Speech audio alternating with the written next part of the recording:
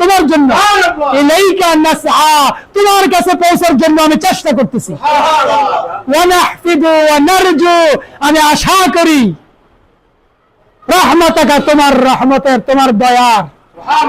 ওয়া নাখশা আযাবাকা, ভয় করি তোমার আযাবের, তোমার জাহান্নামের ভয় করি।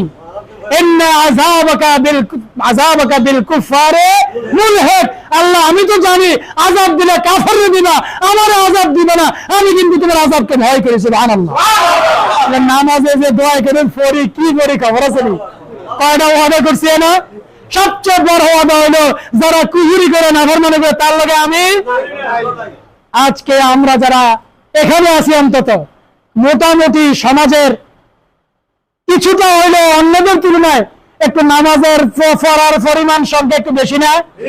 মোটামুটি।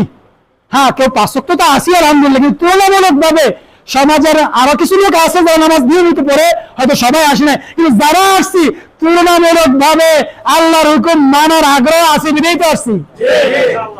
বলেন তো, এখানে যারা আছি আমি সহ আমাদের আত্মীয় স্বজন, চলাফেরা, ওঠা বসা, বন্ধুত্ব, তারপরে মানে সম্মান করা, মর্যাদা দেওয়া, তারপরে ডাক দিলে তার পেছনে দৌড় দেওয়া, সে সাহায্য চাইলে তারা সাহায্য করা, তারপরে সে ডাক দিলে তার জন্য ঝাঁপাইয়া পড়া, সে যখন যা বলে তার মানে স্বার্থ রক্ষার জন্য জীবন দিয়ে দেওয়া, এরকম লোক এখানে আছে না?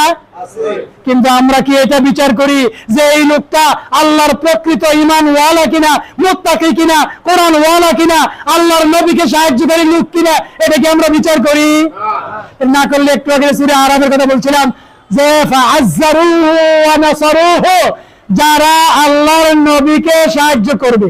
বলেন তো, আপনাদের সামনে প্রশ্ন, নবী কি এখন হায়াতে বেঁচে আছে? নবী কি এখন কোন বিপদে পড়ে গেছে আমার সামনে, আমি নবীকে সাহায্য করা লাগবে? নবীর সাহায্য কিভাবে করবো আমরা? 2 নম্বর প্রশ্ন, নবী থাকতে না হয় আল্লাহ বলছে যে ওয়াফাহাজ্জারুহু ওয়া নাসারুহু, যে তার সহযোগিতা করবে, সাহায্য করবে, তাহলে কি এই হুকুমটা নবীজি পৃথিবীর থেকে বিদায় হয়ে মদিনাতুল মুনাওয়ারায় মসজিদে নববীর রওজায়ে পাকে আরাম করতেছেন, এই অবস্থায় এই হুকুম আছে না রহিত? না, আছে। এই হুকুম কিয়ামত পর্যন্ত, কারণ নবীর শরীয়ত রহিত না আছে, নবীর দ্বীনের কাজ রহিত না আছে, কিয়ামত পর্যন্ত থাকবে কিনা? যদি শরীয়ত থাকে, দ্বীন থাকে, তাহলে এই আয়াতের সাহায্যের হুকুম কিয়ামত পর্যন্ত। এটা তোমার এখন পরোক্ষ হয়ে গেল। এবার ডাইরেক্ট শুনেন, সূরা মুহাম্মদ 27 পারা, সূরা মুহাম্মদের 6 নম্বর আয়াত, ইন তানসুরুল্লাহ ইয়ানসুরকুম, আল্লাহ বলেন যদি তোমরা আমি আল্লাহকে সাহায্য করো তাহলে আল্লাহ তোমাদেরকে সাহায্য করবেন। সুবহানাল্লাহ। সূরা সফ, সেখানে আল্লাহ পাক বলছেন কুনু আনসারাল্লাহ, তোমরা আল্লাহর সাহায্যকারী হয়ে যাও। সকল মানুষ, বিশেষ করে মুসলমানদেরকে আল্লাহ বলছেন তোমরা আল্লাহর সাহায্যকারী হয়ে যাও। আচ্ছা বলেন তো, আল্লাহ কোথায় আটকায়া যাবে? আটকায় গেলে তিনি উদ্ধার হইতে পারবেন না, এজন্য বান্দার সাহায্য লাগবে। বিষয়টা কি এরকম? তাহলে এখানে আল্লাহকে সাহায্য করার অর্থ কি? আল্লাহকে সাহায্য করা হচ্ছে, এর আগে আপনাকে একটা জিনিস বুঝতে হবে। 8টা আজান, 15 মিনিট আছে।